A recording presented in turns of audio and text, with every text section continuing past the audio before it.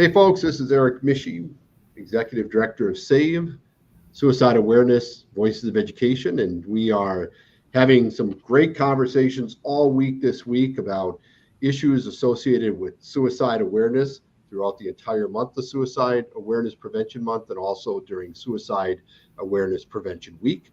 Have had some fabulous conversations with folks that are doing work all across the country, locally, state level, federal level. We've also just had a conversation with some folks that we've worked with over the years that do work really across the world with online gaming and streaming. An absolutely fascinating conversation with that group of folks. But one of the things we're going to do, we're going to talk a little bit about kind of the import and the impact of community. And what does that mean when we talk about community, and what does it mean as it relates to how community gets involved in helping to deal with mental health? How do we deal with things like suicide awareness and prevention? And so today we've got with us a group that's involved with something called Bloomington Cares. We've got Amy Cheney, we've got Katie Zerull, and hopefully we're going to have someone else join us here later. But Amy and Katie, good to see you guys. Hi, Eric. Thanks for having us. Yeah, same here. So let's talk a little bit first before we get into Bloomington Cares and we talk about kind of the role of community in these conversations and making a difference. Why don't you both kind of give a little bit of background about why you're involved in this space? You're both work for the City of Bloomington, but this is aside and apart and above and beyond the work that you're doing for the city.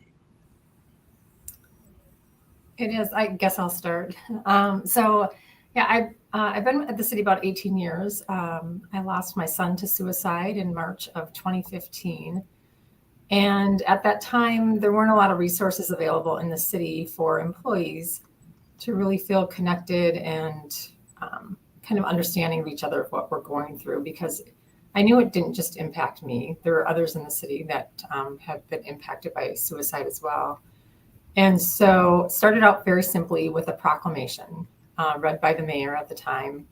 And we've been doing that proclamation every year since, and kind of snowballed with other employees being involved. And just about a year and a half ago, we decided we needed identity, and we came up with the name Bloomington Cares. And it's really a group of employees that's passionate about this. And it also intersects with their work in many cases. In mine, not so much. I'm the chief information officer. So IT and suicide prevention don't typically go together, but I've been very fortunate to be supported by leadership. And like I said, we've had some growing numbers. Katie's in the police. We're just being joined by Danielle as well. And public health has been clearly a part of this, as mental health is a huge part of health in general. So bringing those people together into what we now call Bloomington Cares has been a very rewarding experience for me. And I can kind Katie, of you're next, and Danielle, welcome. We'll get to you here in a little bit, but Katie, go ahead. Yeah, so I'm Katie Zerull. I work in the police department here, City of Bloomington, and my work is outreach and engagement. So I do a lot of work with our community and with our officers. So I kind of have that unique role where I'm partnering both internally and externally. So I see a lot of just different needs in the community, community-based needs, but then also department-based needs where law enforcement and mental health is a real situation that is across the board, across the nation, something that officers struggle with. And so how can we support our own officers and just police staff in general within our confinements of our PD, and are we providing the resources and just school, the tools and skills and being there as well. So it kind of was twofold why I wanted to kind of get more into this work. And then the community, we partner with them on calls for service that we come up with, that maybe repeat calls, people in crisis. We have social workers that are in the same unit that I work in. And we have in-house therapists. So there's a lot of talk and work in this area, but yet it wasn't anything really specific to suicide awareness, prevention, resources. And I've been impacted by a number of family members who have passed by suicide in my family. So it's a passion of mine to just not sit on the sidelines, but yet try to do something about it or bring some more awareness. So I'd say probably about, maybe it's been 5 years, and maybe Amy knows better, but roughly I think is how long we've kind of started getting more specific about the actions and work that we're doing. And so now that's where our CARES team came together, and we're always kind of trying to do things during Memorial time, like in May, and then also Suicide Prevention Awareness Month, but yet being resources throughout the year too. So fabulous. Danielle, last but not least, a little bit of kind of how you got involved in this space. Certainly. Thank you for having me here. I'm actually new to my role within the Bloomington Police Department. I work as a community liaison. I partner with Katie a lot. We're in the same unit, the same team, and I've also been impacted by suicide and mental health within my family directly. So this was always some passion work for me. So when she mentioned this committee and this partnership, I obviously wanted to jump in and help and see where I can be a resource and bring some of those resources not only to the community, but as Katie mentioned, internally as well, and be that proxy to support. I'm still new within my capacity here, so I'm still learning ways that I can support the community and support this committee. But a big part of what I do is outreach and growing connections and communication within the community. So I'm out there a lot working internally with our officers, as well as out there with our community members. So this summer, earlier this year, the country, the CDC, SAMHSA, all these groups that focus on the nation's kind of mental health and focus on suicide prevention, released the third iteration of what's called the National Strategy for Suicide Prevention. It's a kind of a blueprint or a roadmap, if you will, for how the country can kind of proceed forward with a collaborative strategy to deal with, how do we raise awareness about suicide? How can we work together to prevent it? And this is the third one. Each one of them is 10 years in length. And this year, one of the things that they really focus on and they emphasize is the importance of community, right? The idea that none of these efforts are going to succeed unless communities themselves are actively involved in having conversations about mental health and suicide. As you look at Bloomington Cares and you look at the evolution of this group, how does it feel today after having several years kind of done this versus what it was like when you first started this effort? Was there that support and buy-in from the city and others to kind of have these conversations, or was this something where you had to kind of fight and make an effort to kind of be heard, given the fact that having conversations about mental health has not been something that we have done easily up until really recently? I can speak to a little bit if you want Amy to. I would say that we have a really supportive city. We have a very supportive staff throughout the organization. So I don't feel that we had an organization that really wasn't open to it. It's more or less, right, we all work in silos, right? Like my work is this and Amy's work is this. And like, how do we do work that is maybe not within our normal scope of what we would do every day? Now, my work is a little bit, probably more can fall within it or somebody in public health, but it still isn't really a category, unfortunately, that fits well within a certain division that says, like, this is the home of suicide prevention. So I think it was more or less having a group of people who had a desire to do something about that. And so I think we have people that say, we can do it. We'll find energy and time within our workday or within our schedules to take something of this importance and bring it forward, because I think people want the information and access to it. They're really supportive of us having this program. It just took people to come together and say, hey, we're willing to raise our hand and step into this space. But then once we've done that, I think we've got a lot of good buy-in from people. And I get a lot of people that just say, appreciate you doing this. Thanks for being invested in this. Thanks for representing our department in this. Thanks for bringing information forward for us. And I think it's just knowing that it's a support system, kind of like that safety net that is here, whether if they need it or to rely upon.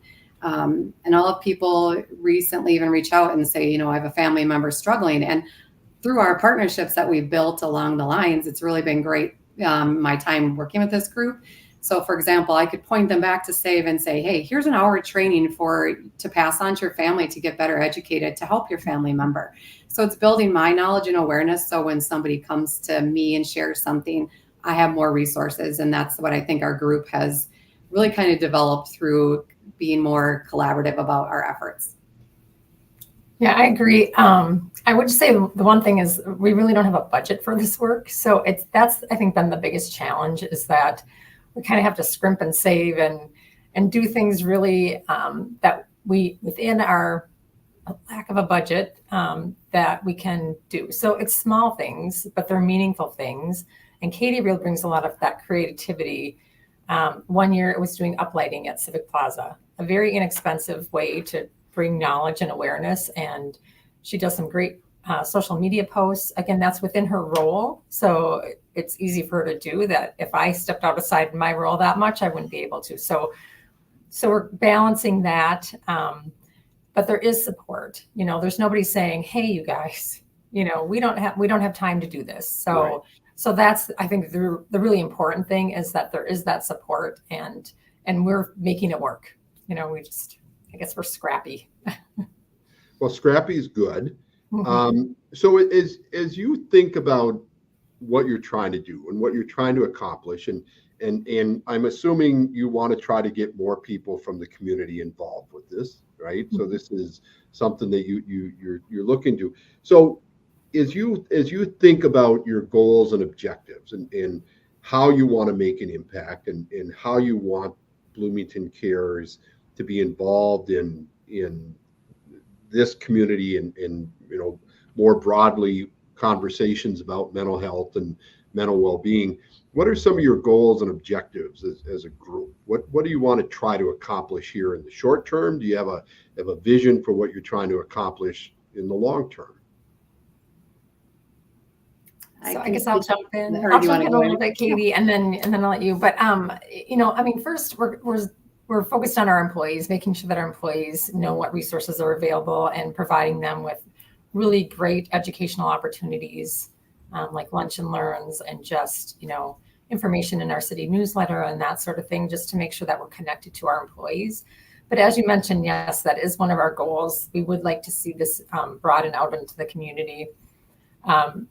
We have some challenges with that, but one of our key things that we'd really like to see happen is a memorial dedicated to suicide survivors, and that way, I think we really need that community support to be able to do something like that. And Katie, if you want to add on. And I think some of our visions is there's so much we can do in this work, and we always have I'm a brainstormer by nature. And so I think we could do this, we could do that, but yet there's no budget money, and maybe not even a gathering place is where sometimes we're like, where should we do this? And a room here, or what does that look like? And so I think what personally I would love to see is something tangible that we can have in that memorial, where it becomes a gathering place of, let's get together and start here for a suicide prevention walk. Let's get here and have a speaker at this location. Let's have a place when people want to come to remember a loved one, to have a place. So I think having something that is tangible is really important to our group as a whole in the future. So that way we can kind of use that as a launching pad to more things that can come of it. So that's where we are really a newish group. And so we're trying to bring awareness internally first, make sure we're successful. We have a lot of the key players, trying to kind of keep getting more key players on board. And then that's where we need to kind of determine the next steps. And if we're doing the memorial, what does that look like? And how do we get community members and such? So it's definitely a talking point, and hopefully something that we'll be able to attain in the future. That's just, we're not quite there yet, but it's a vision and a goal that we'd love to see. So let's kind of come back to the part of the focal point, which is, again, it's to support the city's workforce, right? That's a big piece of what you're trying to do is to make sure the employees are getting the support they need. I would have, maybe this assumption is wrong, but you've got multiple different divisions, right, in the city, right? You got a public works division, you've got a law enforcement, you've got first responders. And do you see different levels of engagement or interest based on those different occupations and departments within the city in terms of wanting to have conversations, whether it's around mental health or suicide prevention? Or is that something where you see that there's an openness to that and people are welcoming and looking forward to that? I can say last year we did like a month of webinars, and even I think we had some in person. So it was like a weekly topic that we were trying to address. It was mental health with youth and teens. We had a month of how can you help somebody who's struggling. So we had 4 different series of topics. We had a lot of people across the whole city of employees that really attended or showed interest in those. So I would say it's really cross-sectional across the whole organization that have interest. And I think a lot of the key thing too is in government work, in our local government, we're all working on behalf of our community, right? So no matter if you're in utility billing or you're a fireman, in many ways we are engaging directly with the community. And so we want to be able to help people to have resources at their disposal that if they come across somebody in the community who's in need, they can see warning signs. How can they help maybe intercede in some of those? So one, it's their own mental health, but it's helping be good advocates in our community. So I think just having a lot of conversation and keeping it at the forefront, I think helps try to tackle all of those different prongs that we're trying to kind of touch on. I was going to say, Danielle, as a new person, what are you seeing? I do see that there's more of an openness to discuss it and talk about it. I think it really starts with learning how to talk about it and how to address it, and just getting that comfort level. So being at the forefront of bringing this education, bringing topics of how do you discuss this? How do you bring it up with somebody? How do you make this a basic part of your checkups? We always get health checkups.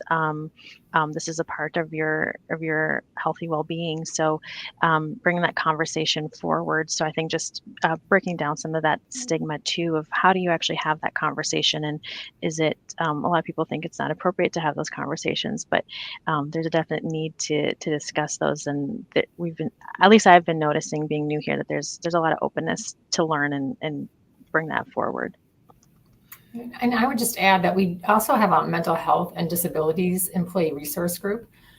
So it's not dedicated to suicide awareness, but obviously mental health touches, the 2 topics definitely intersect. And there's an interest in normalizing discussions about mental health.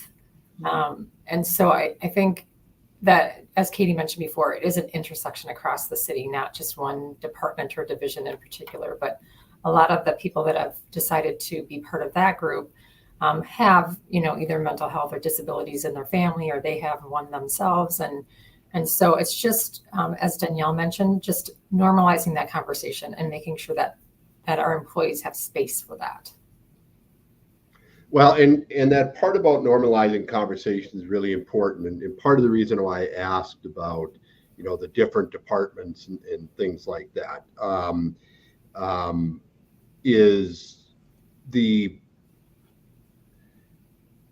when we look at suicide rates and statistics amongst different occupations, right? The suicide, particularly with law enforcement, first responders, those numbers and stats show that there's a real obvious, the risk factors that are associated with that place that population and that demographic in a very high statistical category.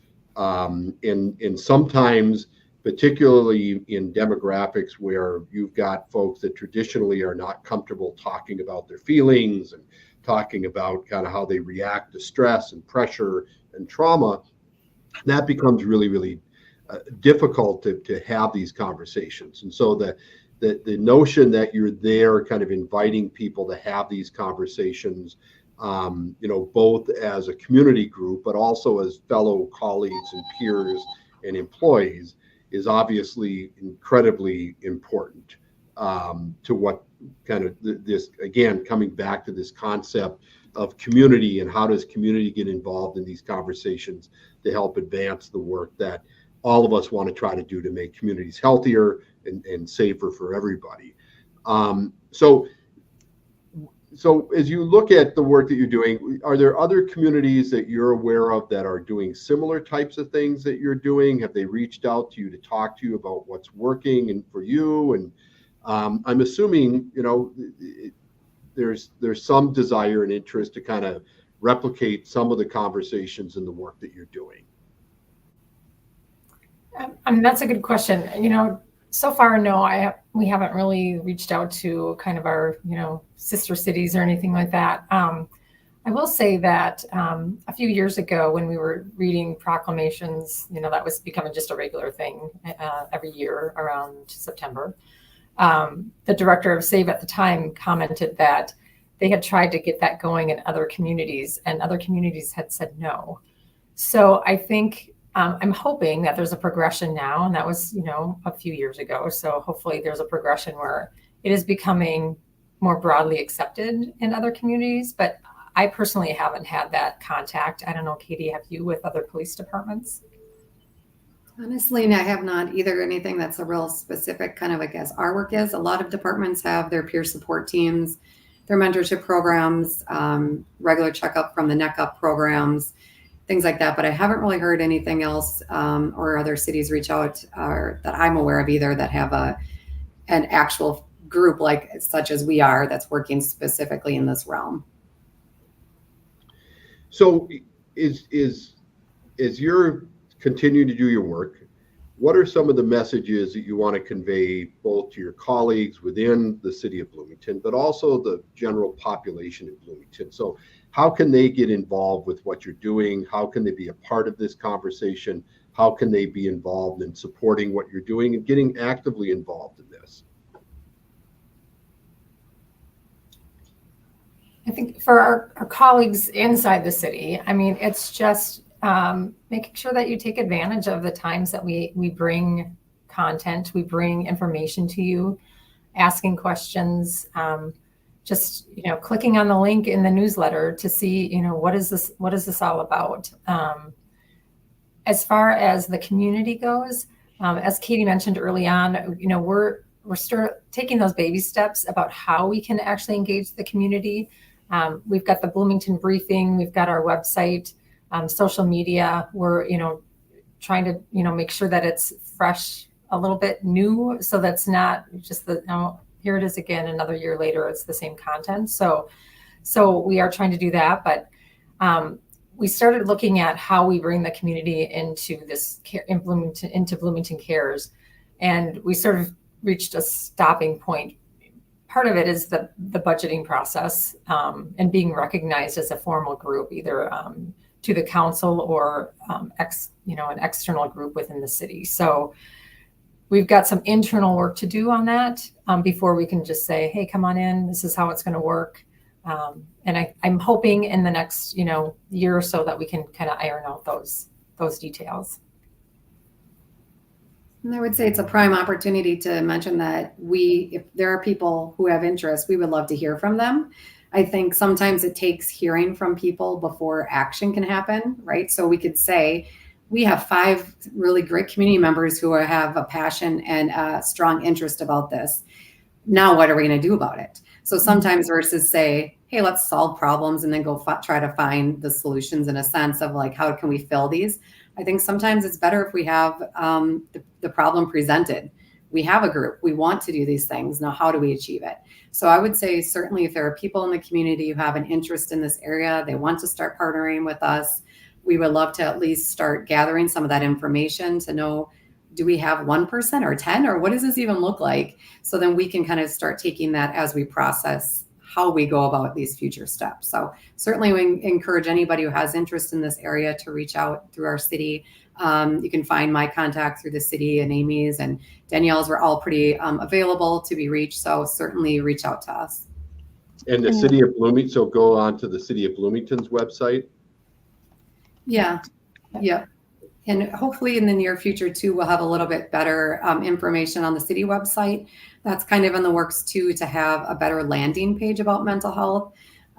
We have bits and pieces of stuff throughout our city website on various topics, but not, I wouldn't say, a very great landing page that's really geared around if you're in a mental health crisis, what's available to you as a community member, what's available as like more city employee, information about this group. So I think we have work there as a goal too in the this next year to kind of have that be a little bit better and more accessible to people as well. So hopefully in the near future that will be something tangible for people as well. I'm putting the website up here right now so that we've got that, so that people can go to the bloomingtonmn.gov website and get some more information and details on that. So as I mentioned at the very beginning, half hour goes pretty quickly, and we're kind of coming to the end of that. And as I've tried to kind of do with every conversation that we've had this week, I say to people, ultimately our work at SAVE is about bringing hope to people, whether it's bringing hope to people to help prevent suicide or to bring hope to people who are suicide loss survivors. So I like to try to end on a hopeful note and have the folks we've had conversations with share something hopeful to people, so that they know that there are better days ahead for all of us, regardless of how we may be feeling right now. And so I'll kind of throw it open to any of you if you've got some kind of motto that you live by that you want to share with people that's hopeful as we kind of bring this conversation to an end.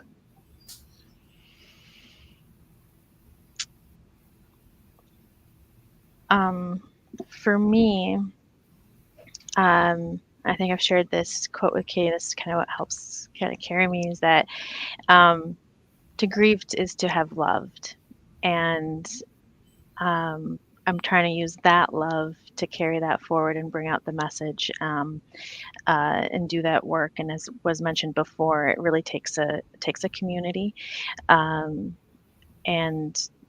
there is a need for you to move forward and be here and be present with your family and those who need you. So that's what helps carry me forward, is that hope and that love that there was, to continue putting that into passion work. That's great. That's important.